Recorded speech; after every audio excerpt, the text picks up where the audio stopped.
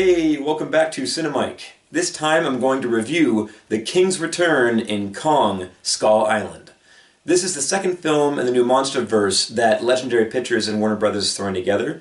The first being 2014's Godzilla, and all of this leading up to a versus match where the two titans duke it out. So, what did I think? I enjoyed it much more than Godzilla. It feels like they learned from the mistakes that Godzilla made. First, we actually get to see Kong for more than 5 minutes. And when we do see him, he's not hidden in shadows or fog.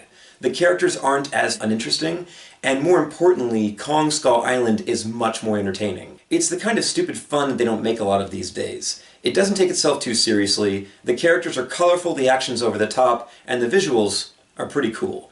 I can nitpick some of the terrible dialogue, the exposition shoveling, and a few lame jokes. However, the movie's pace is so brisk that it's hard to find a dull moment. In a lot of ways the movie's pretty shallow, but there is some depth to Samuel Jackson's character, which reminds me a bit of the story of Moby Dick.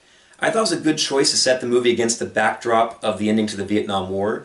This fuels the motivation for Jackson's character, who feels lost of meaning and purpose.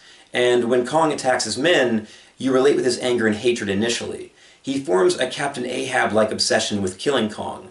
He's so filled with vengeful rage that he neglects the motivation of Kong, which ironically mirrors his own in a sense.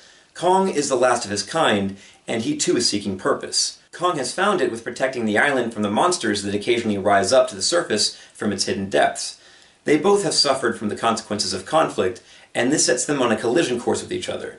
Tom Hiddleston and Brie Larson are there to represent the anti-war point of view. They both do as well as they can with what little they have to work with. Their characters are just your standard good guys. They befriend John C. Reilly, who offers a lot of the comedic relief to the film. From the trailers, I was concerned that he was going to be out of place and annoying, but he turned out to be one of the better characters in my mind. He's a former American fighter pilot who has been stuck on the island since he crashed there during World War II. Aside from the humor, he also provides most of the exposition for Kong and getting us to sympathize with him. The movie sets up Kong to be a villain, but by the end, you're totally cheering him on. The fights between him and the Skullcrawlers, as John C. Reilly calls them, are a lot of fun. My favorite bit was when Kong grabbed a tree and he breaks off its branches to use the trunk like a bat. Being set in 1973, we're also given a solid classic rock and roll soundtrack. I really dig that stuff. So Kong Skull Island is not a great movie, there's definitely flaws, and it doesn't push the envelope. Well, aside from its impressive effects. It's just a fun adventure that is a bit of a throwback to simpler summer blockbuster type movies. Again, it's a bit stupid, but it's also fun. As long as you go into this without an overly critical mind, then you should enjoy yourself.